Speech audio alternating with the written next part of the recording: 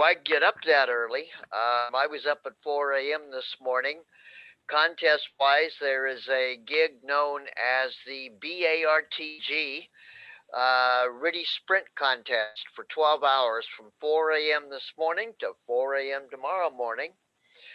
BARTG stands for British Amateur Radio Telecommunications Group. Now, see if you can say that 10 times. I say that because I am a member of the Alameda Tongue Twisters, a Toastmasters group, and I want to plug them for a moment to say one thing. The presentations I give here, I'm able to do because I'm learning the skills from. Can somebody mute that sound, please? Thank you. Uh, it's through Toastmasters that I've learned how to do this kind of speaking, and I've learned the ins and outs of blogs. I'm going to be sending you a link to my contest blog. And this coming Tuesday, we're having the club level speech contest. We have radio sport contests, of course. Well, in Toastmasters, we have speech contests the first 4 months of the year, and I will be one of the participants. If you go to my Facebook page today, there will be a link, and you can see what interesting and good speakers are all about. Well, for today, I'm actually surprised that Tom couldn't make it today because he asked me a few weeks ago about the Reverse Beacon Network. And I'm going to be talking about the Reverse Beacon Network as we move towards the end of this talk. Here's the question I want to open with. How do you know when the band is dead? Or how do you know when the band is open? If you go to my blog, WQ6X.blogspot.com, back I think it was last June, I wrote a blog called How Do You Know If the Band Is Dead? Or I think it was called But the Band Is Dead. You ever been on a band and it's dead? Nobody transmitting, but somehow you know the band is open. Well, I wrote another blog entitled Why You Should Call CQ. Because consider this, especially right now on 10 meters, you never know when there's going to be an opening. So what do? You turn the band switch to 10 meters and you start spinning the dial and you listen and you listen and you listen. You don't hear nobody. And you say, well, the band must be dead, and you go on to some other band. Well, has it ever occurred to you that maybe that's what everybody else is doing too? They turn the band switch to 10, they listen and they listen, and the band is dead. If nobody's transmitting, then the band will seem dead. You ever thought how unique it is to call CQ?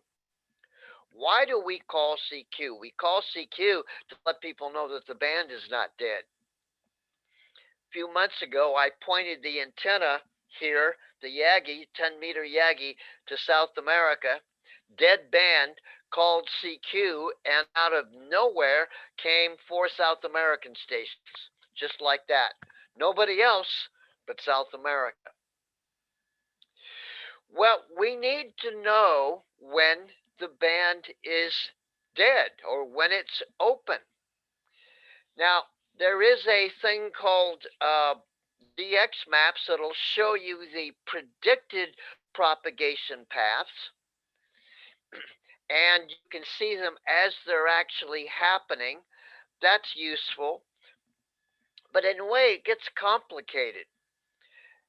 What we may not realize is that there are networks of beacons all over the radio bands, and by listening for beacons, I can tell if a given band is dead or not. Now, here's my first question.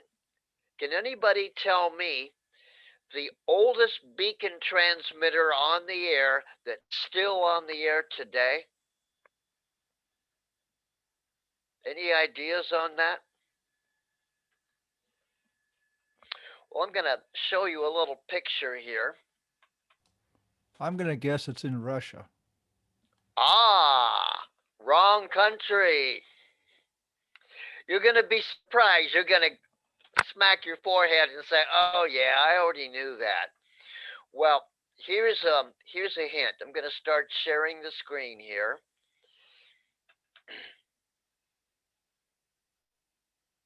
By the way, I've been having an internet outage occasionally, so if I drop out, know that I'll be right back. There we go. Does anybody recognize those transmitters? I can't see it. My video went off for some reason, but what Okay. about the first transmitters that Marconi used to send out messages? Okay. Well, I'm going to show you, actually. It's WWV. The time station, WWV, is actually a beacon if you think about it. Now, this came right from their website recently, and for some reason they don't have a link to the 10 megahertz uh, transmitter. Why, I don't know. WWV transmits on 2.5, 5, 10, 15, 20, and now 25 megahertz. When I install a new radio that has memories in it, one of the first things I do, oh, here's another close up of all the, this is the hallowed hallways of WWV. When I first fire up a new radio, the first 9 memories of that radio I reserve for WWV. This is a spreadsheet that I made for my FT1000MP. And then notice number 7, number 8, and number 9. CHU Canada, another time station. If you can hear a time station through your antenna, then you know that there's a propagation path between you and that location. WWV is located in Fort Collins, Colorado. I will show you in a minute WWVH out on Kikaha, Hawaii. CHU is up in Ottawa on the eastern side of Canada. So if you want to know if the CW band on 80 meters is open, if you can hear CHU on 3.330, good chance the propagation is open to the East Coast. On 40 meters, 7850, that's more or less close to the sideband portion of 40 meters. 14.670 is a little bit above 20 meters, but if you can hear that, and or if you can hear WWV on 15 megahertz, you know the band is open to that location. Now, there's WWVH is the alternate station on Kikaha, Hawaii. This is a picture that I took back in 2003, a couple of years after 9/11, so the country was on edge. You think we're on edge now? Remember back 2003 how much on edge we were about security. My friend Dennis, you've actually met him. He's been in our meetings a couple of times. He and I went to Hawaii. We flew into Kona, spent a few days there. Then we flew to Kauai, where I took this picture. When we were at the airport in Kona, we saw our luggage go into the luggage check room. I watched the guy open the luggage, go through it all. We get to Kauai. Dennis noticed that his Leatherman knife was missing out of his checked luggage. It was okay to have it in checked luggage. You just couldn't carry it on board. And I noticed that my Kenwood TS50 wouldn't transmit. It stopped transmitting. To make a long story short, that radio got worse and worse and worse. Well, I knew something had happened when they checked my luggage, so I called the TSA. They said, "Oh, well, we called over to the airport and they said they never checked your luggage." My reply was, "Well, then they lied to you because I watched them check my luggage." I have a belief that somebody static zapped that radio on purpose because they were afraid of it and they didn't know what it was. On our driving trip, we went up or down the highway, and you can see WWVH, the road sign, and there's an exit. This is the road down the route to WWVH. There's a little guy out down next to the yellow stripe on the road. You can't see it in my photograph, but he was actually jumping up and down saying, "Hey, you can't take pictures here. This is a government installation."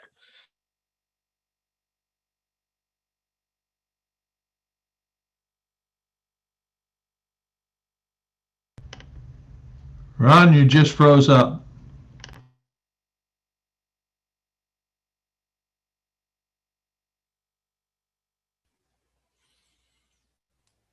I think he lost his internet. We may have just lost him for a second here, so we'll just give him a moment. He said he'd be. You to take them without the antenna, but have it with it, but not on it. Is that the idea?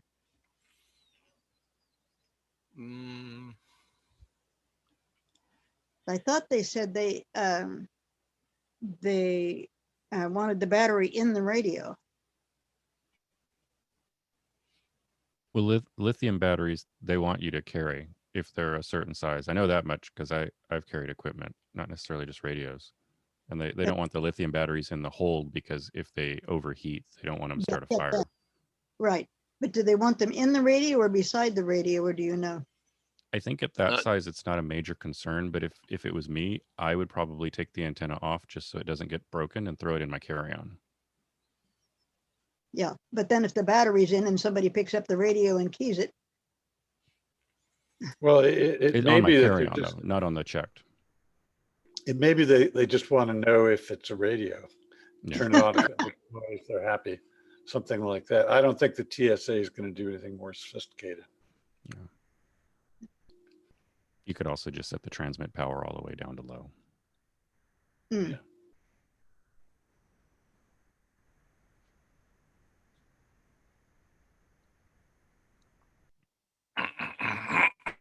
Mine's actually got some of them have a transmit inhibit. You can do something so the transmit button doesn't work. Oh. Yeah. I've done that before. If I let somebody look at the radio, I'm like, okay, here you go. Wow, that's an awesome picture. Okay, can I be heard again? Yes, Loud we and can clear. hear you now. Okay, very good. So we were back in the screen sharing mode. We were having cutouts in the middle of a radio contest last weekend.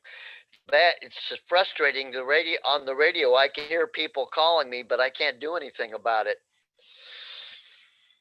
Kind of the same here. Okay. So as I was starting to say, the guy was jumping up and down saying this is a secure installation. And now it turns out last year they're giving public tours of WWVH. So much for secret government installation. Here's a picture of the transmitter and the sign in front of WWVH. One of the things that the time stations do for us is they give us space weather forecasts.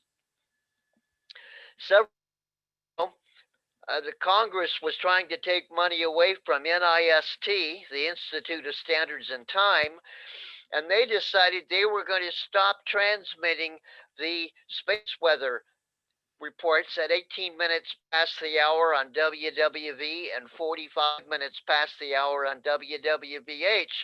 Their argument was, well, you can get the information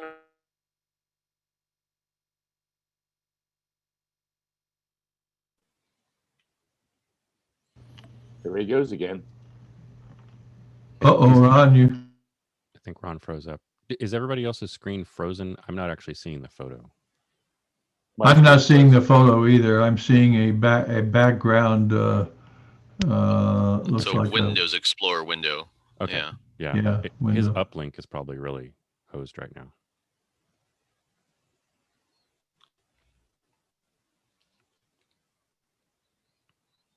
Yeah, he's off.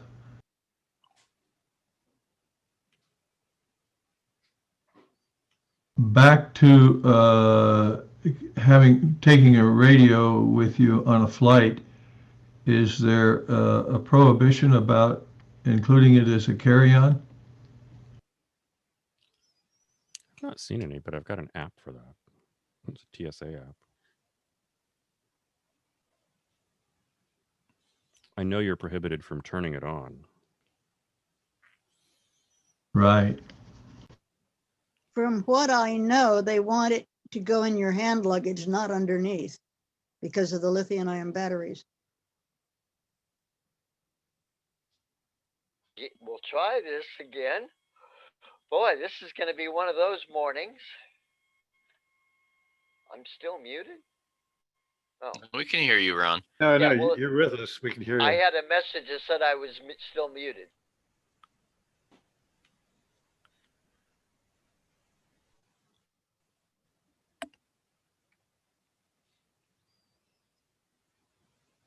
Well, I guess was.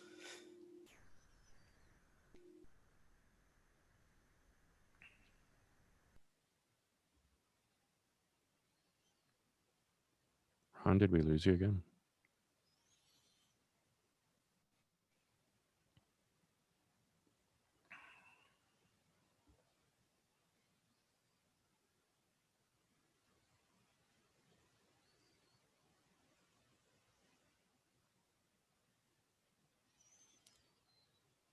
All right, we may have lost him just again.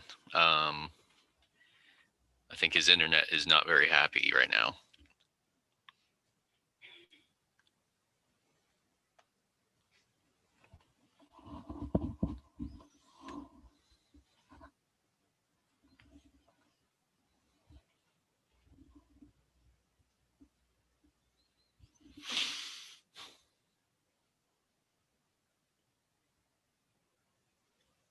Well, it So- is Saturday morning. There's only 50 million of us out probably using the internet right now. To Ron's last point of, well, that information's available on the net, we see how reliable that is now.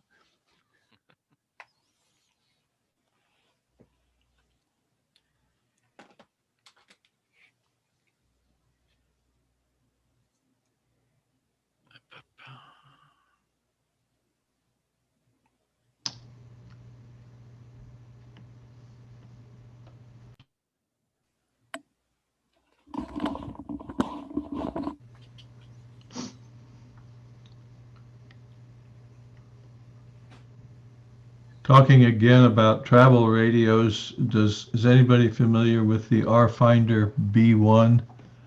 It's an SDR handheld. I don't know that one, but I took a look at those. They look kind of interesting because it looks like it can automatically download directories and info of repeaters. Yeah, that's what I understand about it. You can download and store DMR codes from RFinder right into the radio.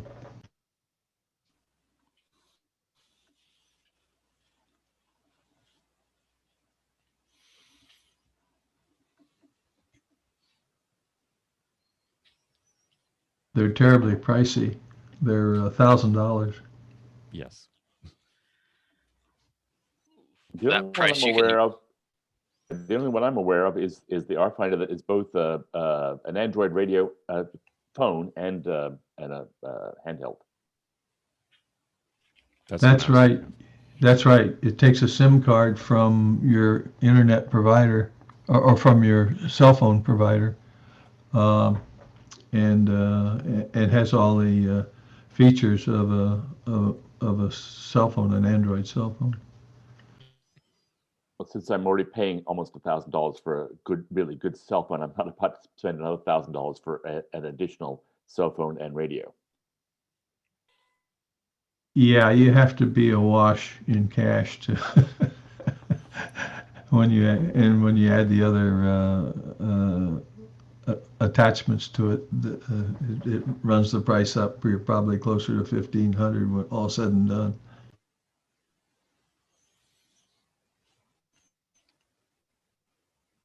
I am very interested in the concept of traveling with the handy talkies. I think it'll be very interesting for me to look at some point.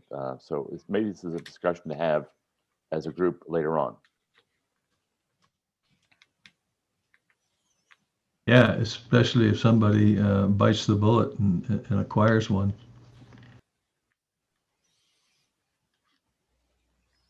I think Ron was back for a second. And we just lost him again. Shoot.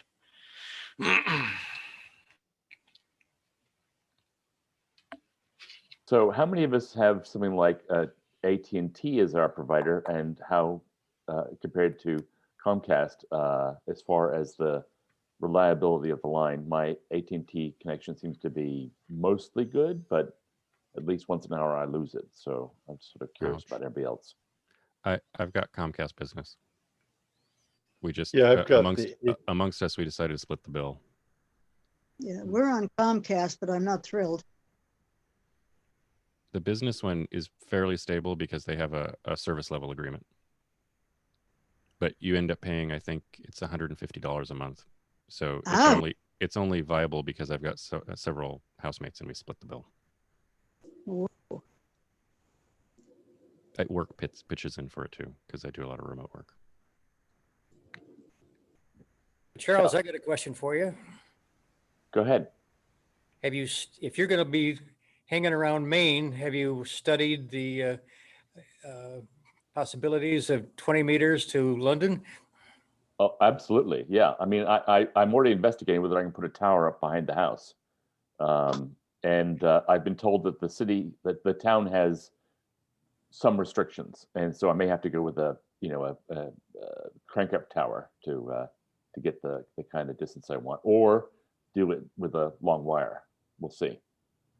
Cool. So if you're interested, you're moving to Maine? I probably within 3 years will move to Maine. Yeah. Wow.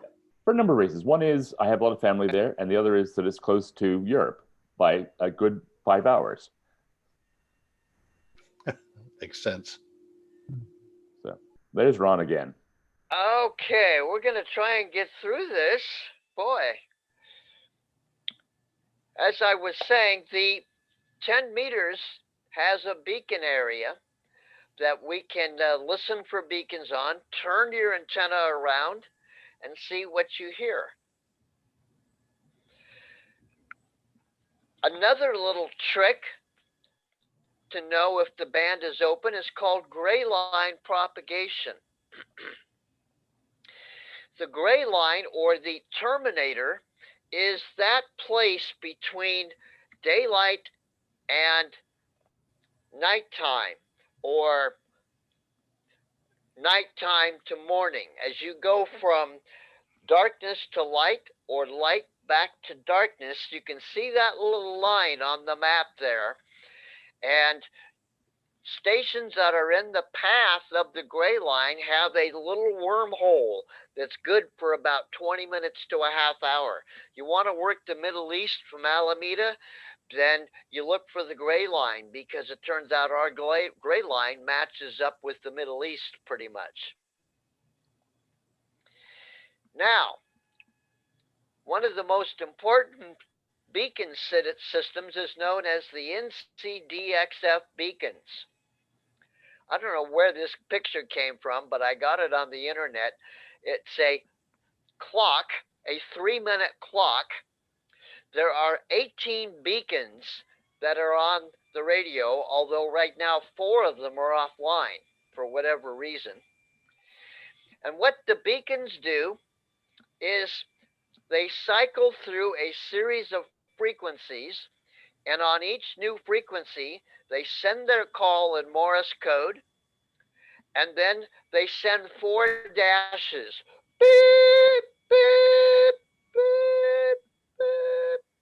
And the number of dashes tell you the propagation. The first dash is at 100 watts, the second dash at 10 watts,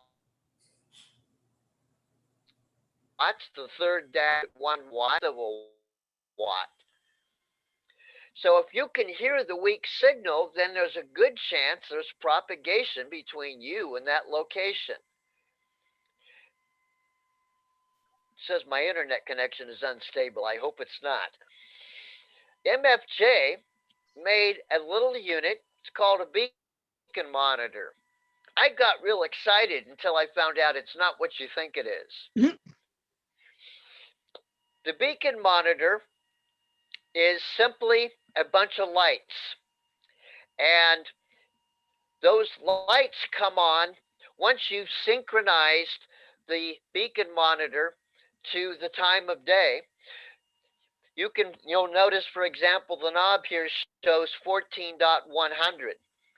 So on 14.100, you'll see a light up telling you which beacon around the world is transmitting on 14.100. When that beacon is done transmitting on 14.100, it'll move up to 18.110, and the next beacon in the list will transmit on 14.100. What I wish they had done is put a radio receiver in for each of those frequencies. They should have put in 5 crystals, one for each of those frequencies, so we could have put an antenna on the back and actually listened to see if we hear the stations. Instead, you have to use your own equipment for that. Well, I wrote a program called the Beacon Tracker that does more or less the same thing that MFJ does. I also threw in the space weather down at the bottom left side. And then I got curious about something. These beacons are very useful, but there's more beacons than just these 5. The beacon on 14.100, you RTTY people know where 14.100 is. It's right in the middle of the RTTY band. However, RTTY operators know better, and they should know that you should not be calling CQ on 14.100. Give me a break. Every RTTY contest I listen on 14.100, I can't hear the beacons because some clown is calling CQ contest on 14.100.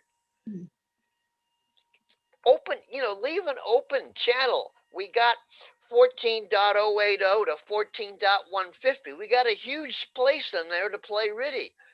Give the beacon their .100. Well, then, one night, a long time ago, I was tuning around on 40 meters CW, specifically 7.039. And I heard Morse code letters being sent over and over again, a beacon. And I went, huh? What's that all about? That began a long research project. And I discovered that the Russians have, for 40, 50 years, maintained a propagation beacon system. There's all kinds of rumors as to what they're really using it for, all kinds of sinister stuff. But as a matter of fact, they're propagation beacons. You may remember the Russian woodpecker. By the way, the woodpecker was back this morning on 40 meters, took out the band during the RTTY contest. It turns out that the Chernobyl disaster, remember that nuclear plant that went up? The truth has now been told that the purpose of the Chernobyl power plant was to supply power to the woodpecker transmitters that were operating in the Ukraine, which is where Chernobyl was. So in fact, that meltdown happened because they're trying to use the woodpecker to detect planes coming overhead along with the nuclear missiles. Of course, none of that ever happened. A company called AEA came out with a device. I have one sitting over here in the shack. It's called the Moscow muffler. And it attempts to synchronize turning off your receiver in sync with the pulses of the woodpecker so that the woodpecker doesn't actually get into the front end of your receiver. When it works really good. Well, the woodpecker went away for years, and in about the last 5 years, we have a new woodpecker. When I point the antenna northwest, a little bit to the opposite end of the Ukraine, I can hear it again. So it's still coming out of Asia. Well, the Russians have been maintaining a, a network. And as it turns out, there are a series of articles in Popular Communications written by Bill Orr, W6SAI, long deceased, but a brilliant technical writer. He did a 3-part series, December 1984, January 1985, and then a year and a half later, June 1986, on these beacons. When my talk is done, I'm going to give you a link to 2 blogs in my contest blog that have links to other articles on the Russian beacons, so you can find out a lot more about them. Now, the Russian beacons, let me see if I can make that a little bit bigger. Yeah, and a little bit bigger. There we go. The Russian beacons are what are known as cluster beacons because several beacons share more or less a single frequency or a single group of frequencies of about 1 kc. This table was from, while this is an old article, the frequencies haven't changed. I've, in the last few months, have added to the WQ6X beacon tracker a screen that has all the Russian beacon frequencies on them. So you can see that there are 1, 2, 3, 4, 5, 6, 7, 8. There are 8 beacons listed, and some of them are not on all frequencies. The F, the K, and the M, in fact, I've only heard them on 7038.7.8 and .9. I've used, as I said in my blog articles, I've used a Dutch SDR receiver, and I've been able to hear the D, the P, the S, the C, and the A beacons from Holland into Russia, so they are hearable. With these beacons, they're simply transmitting that letter over and over again. The D beacon, da dit dit, da dit dit, da dit dit. For the C beacon, da dit da dit, da dit da dit, da dit da dit, over and over again ad nauseum. Theoretically, they transmit forever, 24 hours a day.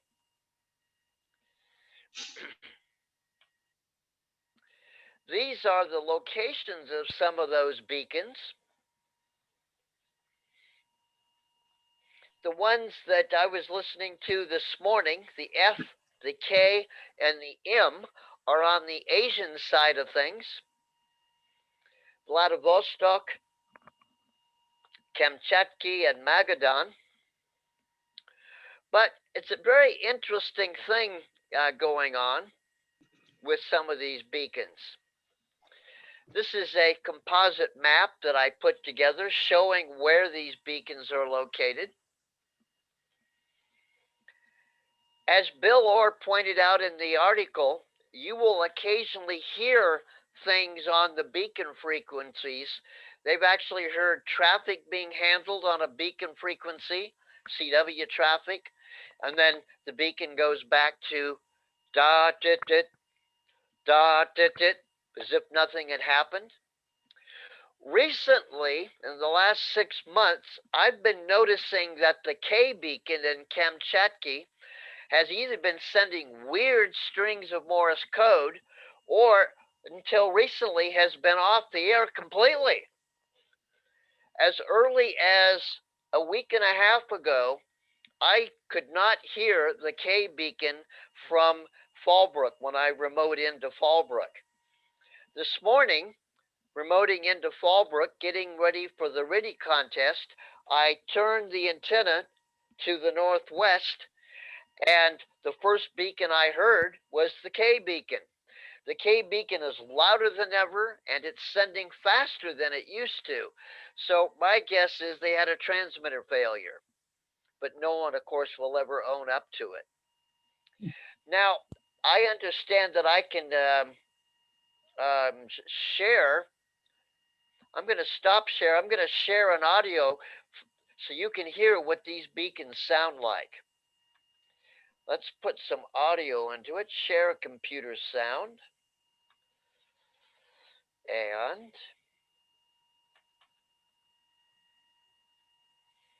this is a recording I made this morning of, okay, it's being, oops. This is what I made of the 7.039.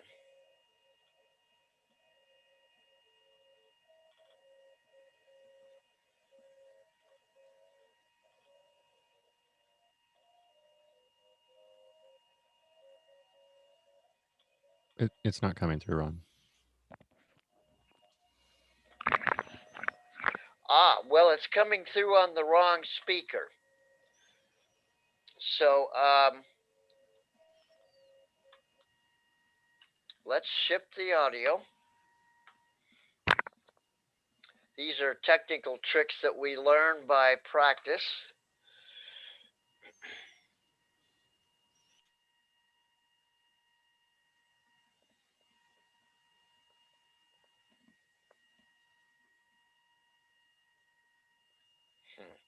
There we go.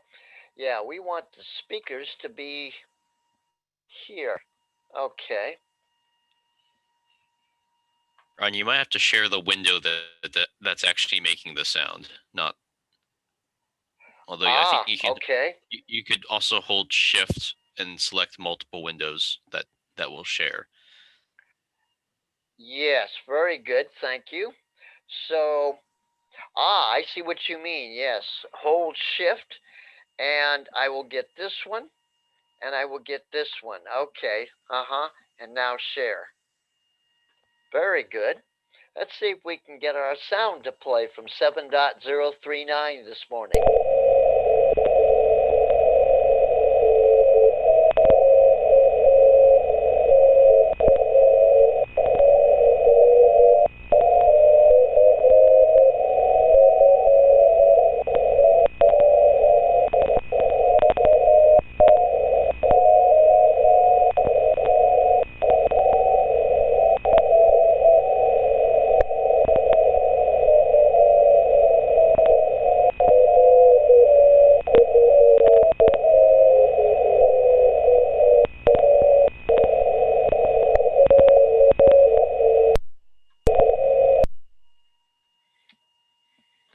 That could you hear 3 distinct stations on that? There was the F, dit dit da dit, dit dit da dit. There was the M, da da, da da, and there was the K, da dit da, da dit da. It used to be that I couldn't hear the beacons till about 8 o'clock Zulu, midnight. Now, with our solar cycle improvements, I'm hearing the beacons as early as 9 in the evening when I point the antenna to Asia. This recording was made at 22:45. I said Zulu. Actually, it was 22:45 local time, and that's what 10:45. We were already hearing Asia, and the K beacon is back. So I knew that Asia was wide open.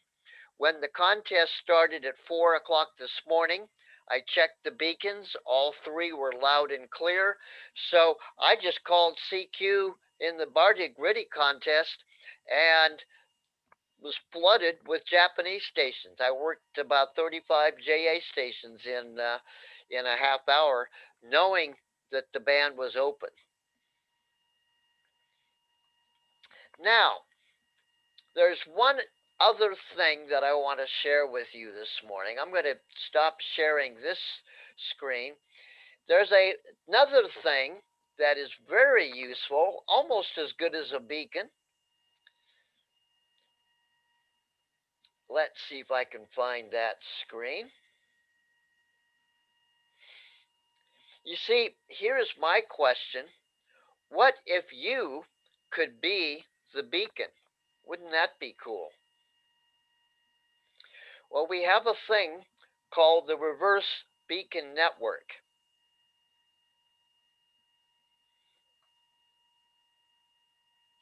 Yeah, let's see. I guess to get to there, I'm going to have to just go this way.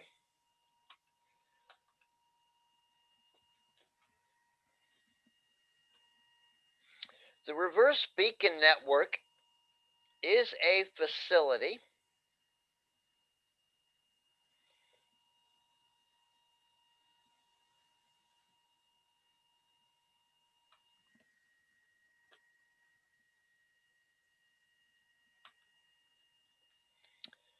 The reverse beacon network is a facility wherein you become the beacon. You transmit a signal and you find out who in fact is actually hearing you.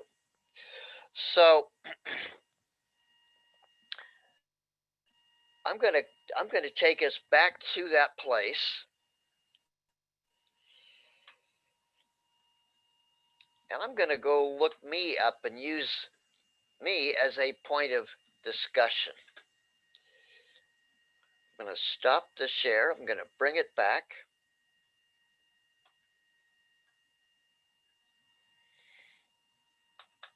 Here's an example of the reverse beacon network. Anytime you call CQ in Morse code or RTTY or some digital mode, beacons or SDR receivers, software-defined radio receivers all over the world are listening, essentially. If you can be heard in a given SDR receiver, it reports what it hears up to the reverse beacon network. So in the last 24 hours, I was testing the radio in Fallbrook on all the different bands, and to see how it turned out, I called CQ. And then this morning, in the contest on 40 meters, I just started calling CQ test. And you can see the different beacons or the different software receivers that were actually hearing me.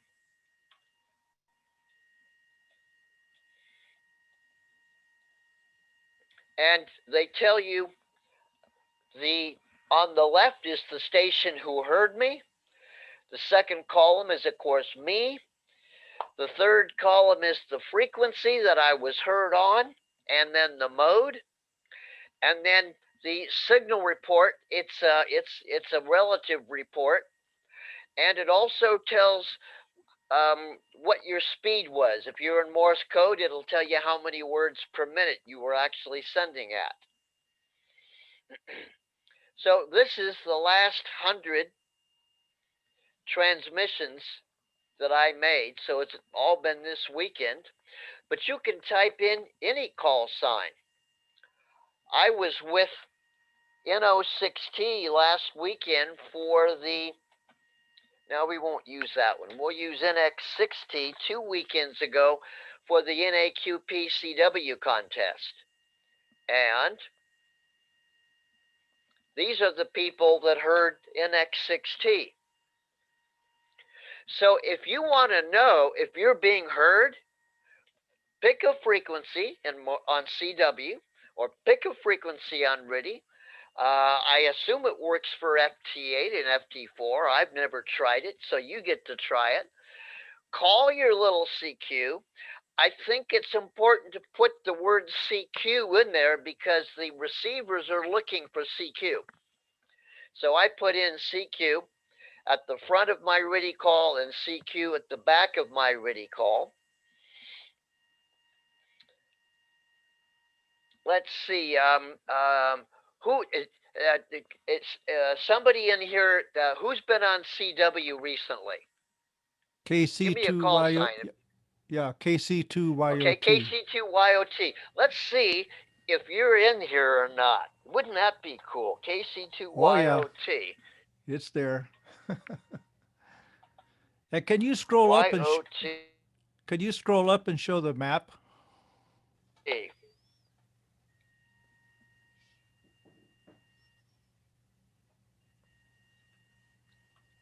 Say that again.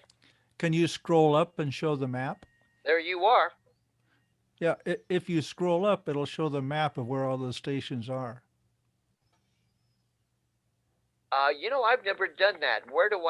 How do I do that?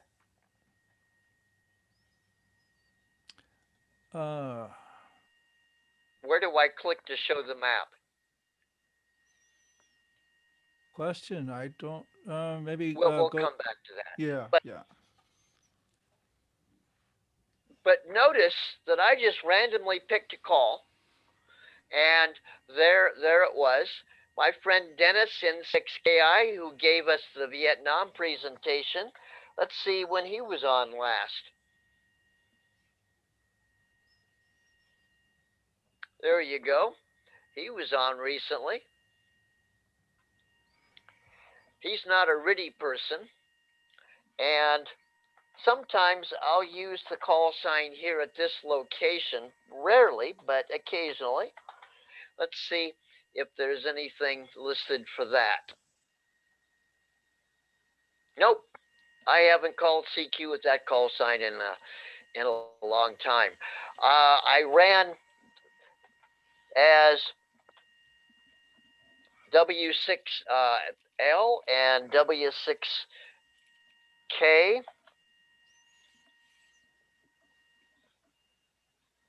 Oh. No spots for that. Maybe they're doing it for this year or something. W6L. There we go. There's 3 uses of W6L. So basically, you can see things that way. Another little thing that's very handy. I'm going to go bring up a copy on my computer here. Bring it over here.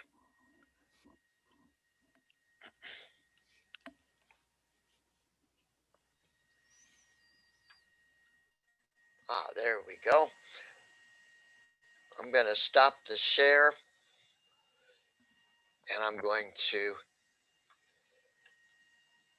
I was hoping that connection has timed out. That's too bad. We'll try it again. There we go. Another way to check propagation is with DX maps.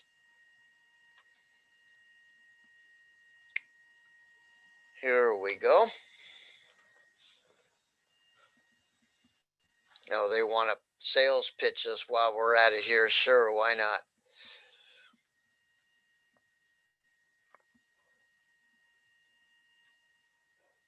I've never seen that one before.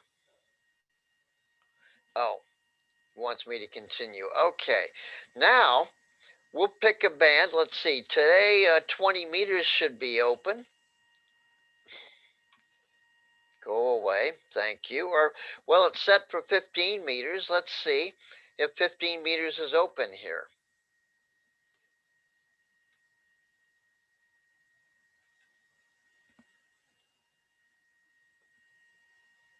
You need to go a little bit further up, Ron. Ooh, the page. Oh, I'm down too low. Okay. Oh, yes, you're right. Thank you very much. And then we'll, boy, this thing jumps around. All right.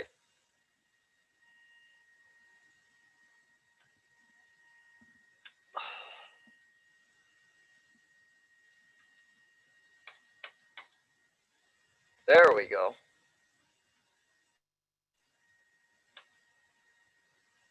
Ah, looks like the band is open today. Scroll it down very slowly. That's what an open band looks like on 15 meters. dxmaps.com is how you find it. So sounds like I'm going to need to get on 15 meters when we're done here this morning. Just for a point of comparison, let's go to 20 and see what 20 looks like.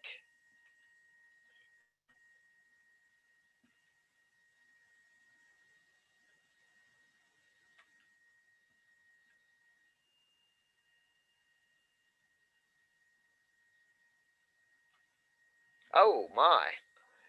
And 20 is, I think there's a couple of stations on 20 meters today.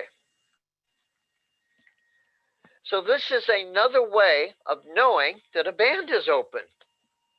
You take a look at DX Maps. So look at what we got here. We got DX Maps.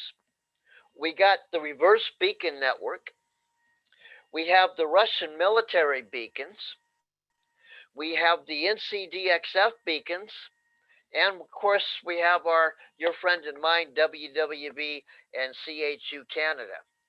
By the way, as a parenthesis, WWV is not the only time station on 10 megahertz. Russia has a time station right below 10 megahertz. Japan has JJY as a time station. You usually can't hear most of them because WWV and WWVH drown them out. But if you know what time of day to listen, you can actually hear other time stations, and that will also tell you about propagation. Now, I have a couple of links I'd like to share with you that'll help you to understand some of this stuff. I'm just going to post them right up in the chat room here.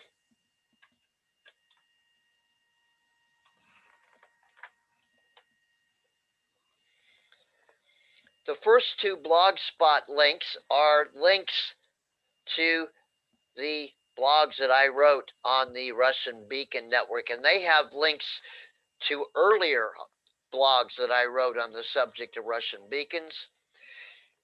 And then down below, I put the tour of WWV. You can go see some of the pictures that I shared this morning.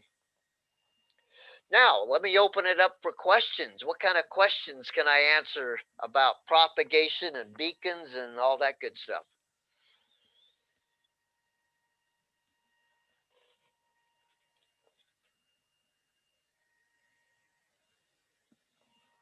Nothing? I got a quick question. So when Sure. when you're calling CQ out and you get logged on the reverse beacon network, what's the likelihood? Is it fairly reliable? Are there a lot of SDR receivers, or is it 50% of the time, 100% of the time? How often do you see yourself getting logged? Well, that's what's really weird, because occasionally I would expect that I would have been heard on a particular CQ, and I go bring up the list and there's nothing there. And I go, huh, okay. It's based on how many software-defined receivers around the world are actually officially tied into the network.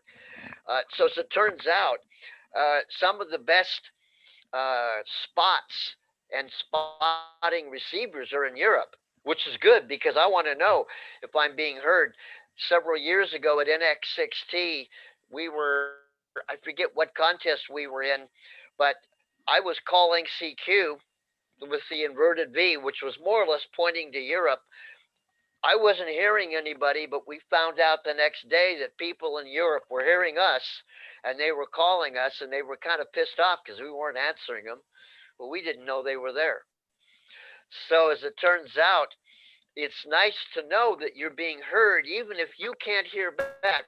Propagation can be one way, because I bounce this way, but somebody else bounces this way, and the two of us don't collide. So it's worth putting the CQ out. Last night, as I went through each band to adjust the power level to make the amplifier hit about 1300 watts, I called CQ 3 times, hoping that the beacon network would hear me. And I haven't actually looked it up, but I can see this morning that they heard me on 40 meters. So that was no surprise. But they didn't hear me on 80. Nobody called me on 80. So I got to go back and see, did the beacons hear me on 80? It may be that the beacons hear me, but everybody else is in bed. True It's enough. been my experience, Ron, that the beacons hear me. The more practice I've had with CW, and the more smooth I've gotten with sending, the more likely the beacons are to hear me. And I'll have Oh, times that's a when, very good point. Yes. and I've had many times that the beacons didn't hear me, but people in like the Straight Key Century Club, as far away as Australia or Puerto Rico, have heard me loud and clear, but they're listening with human ears. The beacons are listening with computer ears. That's the difference. That's right. That's very well said, because in a contest, I'm letting N1MM send the code for me, so I know it's being sent correctly. And if I were just to send the CQ with my paddle over here, it may well be that some of the RBNs might not make sense of that. That's a very good point. Ron, what about PSK Reporter? I mean, that seems to be somewhat comparable to your DX map. You know, I don't know anything about it, but yes, it is comparable. In fact, I think it all started with PSK Reporter long before the Beacon Network. So the Beacon Network originally only had like 4 or 5 beacons, and they expanded it out. We'd like to see more beacons on the network, but you got to remember that they all have to cycle around together. And it turns out 18 beacons divided by 3 minutes gives them exactly 10 seconds. It works out good. Now, some of the beacons are offline. Let me go to, I'm going to bring up my beacon program here. It's live and in living color here. I'll share the screen, and I'll show you which beacons are offline right now. There we go, beacon tracker. You can see that there are beacons, 4 beacons with an X in them. Those beacons are at the top of the globe, VE8AT, way up here, and 4U1UN, United Nations, they're getting a new transmitter. And then way over here in Sri Lanka, they're getting a new transmitter. And this one is in 5Z4, Mozambique. They're supposed to get a new transmitter, so we don't know. And let's just check the updated weather forecast. Didn't do that right. We'll try it again. Give it a pause to think about it. Bring it back. Being a pain today.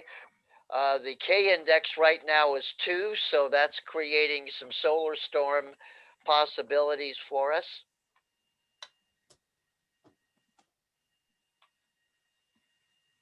These beacons are invaluable, and the RBN network is invaluable, and so is WWV and WWVH. Any other questions? I was just going to say thank you for possibly solving a decades-old mystery of me being a kid and listening to shortwave, and I loved hearing WWV because I could tune into that as a kid, and that was cool. But I think the beacon clusters that we listen to explains possibly some of what I was hearing, because I remember hearing lots of very interesting beeps and boops of a couple different frequencies all clustered together. And I think that's probably what I Yep. was listening to. If you take a look, at that frequency list, it's in those articles. Yeah, it probably will explain it. I got used to the F, K, and M beacons. Oh yeah, no big deal. But then I didn't know that there were all the other beacons till I found those articles. And I went to the Dutch SDR receiver, and sure enough, A, C, S, D, P, they're all transmitting. I was stunned. I'd never heard them before. Ron, I had a question. When you're using the reverse beacon network, how do you know how much transmitting power you should use when you're transmitting? Well, that's really the question you're trying to answer, isn't it? How much power do I need minimally to be heard? So you set your power level. I did that originally last night when I was testing the station in Fallbrook. I originally turned the amplifier off. I just ran barefoot, and I went through all the bands and 100 watts, see who could hear me.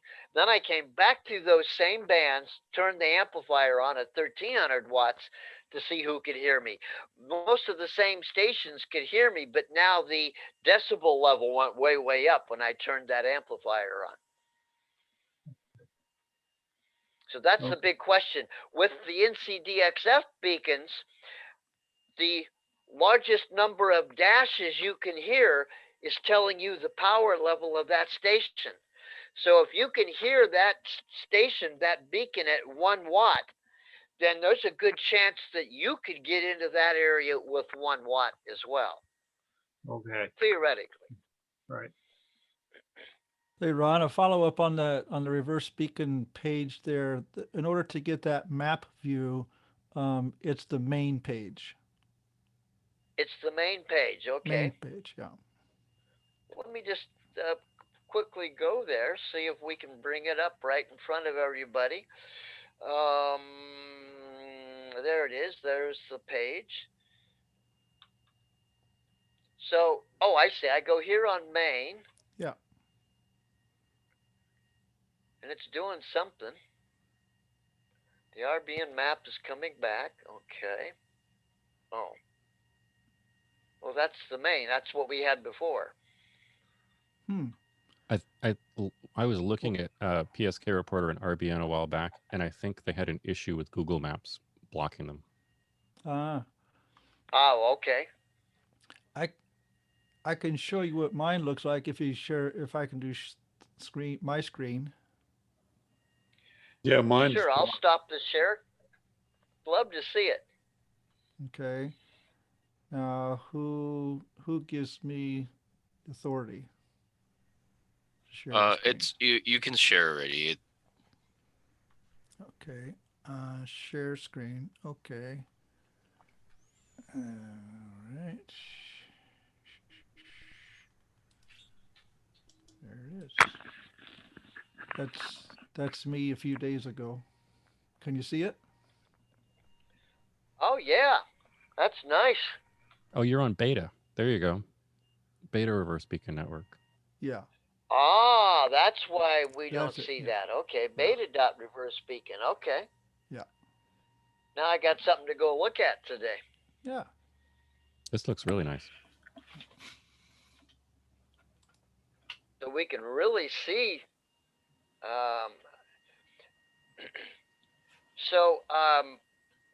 How do I get rid of the screen? Mouse over towards the top, and there should be a thing to stop sharing. Oh, stop share. Okay, I got it. There you go. There you go. I like how they Internet put the is darker very dots. useful. Yes. The internet is very useful in more ways than one. I'm running NX6T remotely through the internet, and that works great until the internet dies. Nothing more frustrating than having the radio sending me signals on CW. People are calling me like crazy, but my screen for typing in the contacts is frozen and I can't do anything. And they're probably thinking, what an idiot. He calls CQ and he doesn't come back to anybody. So when I file my logs and my log scores on 3830, I always remind people, if I disappeared on you, it wasn't personal, okay? It was called the internet cutout. It's an internet belch. So are there any Ron, I other got a, questions I can answer? All right. I got a little That's input. what I got on the beacons. So speaking of sharing, just want you to know your board of directors shared with the community the amount of $500 for Thanksgiving dinners. And got a nice Yes. note from them, and just to show our heart is in the right place. So thank you, board. And any other questions? Ron, that was just terrific. Thanks for you putting this together for us. Any other comments? Well, thanks for putting up with my internet cutouts.